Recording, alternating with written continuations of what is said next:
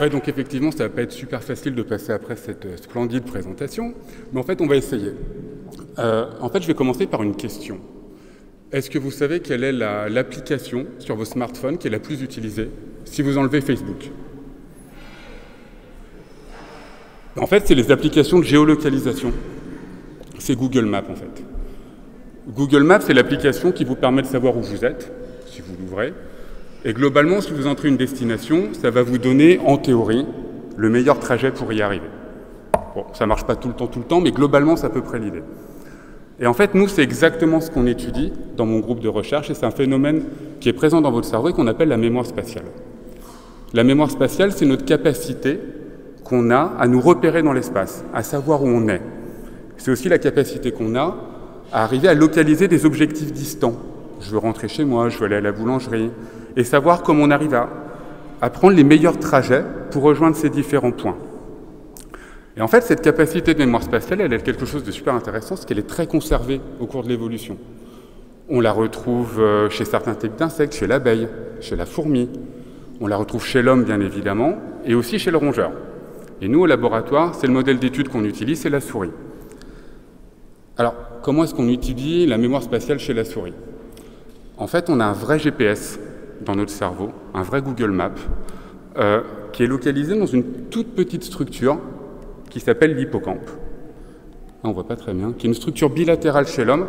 Alors quand je dis qu'elle est petite, en fait, il y a 90 millions de neurones. Alors ça peut paraître énorme, mais dans un cerveau humain, il y a 95 milliards de neurones. Donc en fait, c'est une toute petite région qui est très bien conservée. Elle est aussi présente chez la souris. Et en fait, l'une des bases neuronales de ce GPS, c'est ce qu'on appelle les cellules pyramidales. C'est ces très belles cellules que vous voyez en couleur ici. Et en fait, grossit exactement là. Alors comment est-ce qu'on fait pour caractériser un GPS dans un cerveau de souris? Vous savez sûrement que les cellules neuronales, les neurones, codent l'information de manière plus ou moins binaire. C'est-à-dire que ça va émettre des potentiels d'action, des petites pulsions électriques, et ça va coder ça en 1 ou 0 pour coder l'information. Vu que c'est de l'électricité, si on descend une électrode très près de ces neurones, on va pouvoir enregistrer ces petites pulsations électriques et donc ces potentiels d'action, et savoir ce que dit la cellule.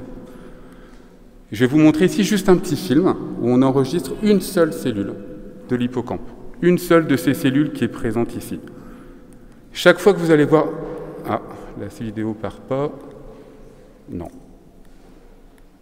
Elle va partir. C'est un rat qui se déplace dans une boîte qui est ouverte. Et chaque fois qu'une cellule, l'unique cellule va décharger, vous allez voir un petit point rouge. Alors, on a l'impression que ça fait un peu n'importe quoi, mais si on regarde bien le film jusqu'à la fin, en fait, vous voyez que cette cellule, elle va décharger uniquement quand l'animal est dans une petite portion de l'environnement. Ça va coder pour une toute petite partie de cet environnement. Et si on arrive à enregistrer plein de cellules en même temps, on va dire ici 4, chacune va coder pour une partie de l'environnement, et à la fin, nous, on va pouvoir avoir une représentation de l'environnement qui est accessible à l'animal. Et bien, c'est exactement ce qu'on fait dans mon équipe de recherche. Et nous, ce qui nous intéresse, c'est qu'on essaye de comprendre comment les animaux planifient leurs déplacements. Donc, comment est-ce qu'ils arrivent à savoir quel chemin va être le plus efficace à prendre? Et pour faire ça, on essaye de décoder l'activité, donc de décoder l'information qui est comprise dans la décharge de l'ensemble de ces neurones. Et je vais vous montrer 2 petits films.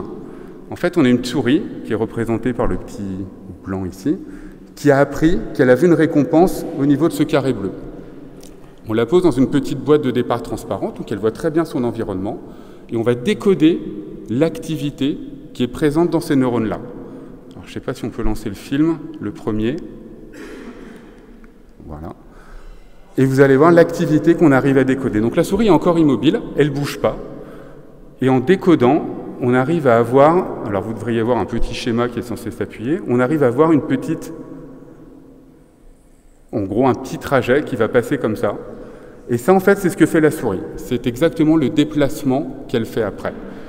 Et en fait, ce que vous auriez dû voir, mais qui n'est pas présent, évidemment, c'est que la souris va utiliser à peu près exactement le même trajet que nous avons décodé avant. Ça veut dire qu'à un moment donné, nos animaux, ils font un voyage dans le temps, en fait. Ils sont immobiles, et leur cerveau est en train de planifier la future trajectoire qu'ils vont prendre que nous arrivons à décoder et qui correspond exactement à la trajectoire qui sera prise par l'animal, qu'on lui permettra d'initier son mouvement. Et en fait, ça, c'est exactement la définition de la mémoire qui a été donnée par un grand psychologue, un neuropsychologue américain qui s'appelle Edward Tulving, qui disait que la mémoire, c'est notre capacité à tendre la flèche du temps, qui paraît immuable. Alors, on peut la tendre en arrière, on peut remonter dans nos souvenirs, et nous, ici, on essaie de comprendre comment on arrive à la tendre, mais dans l'autre sens, comment on arrive à anticiper nos déplacements et voyager mentalement dans le futur pour anticiper nos déplacements. Voilà. Merci beaucoup.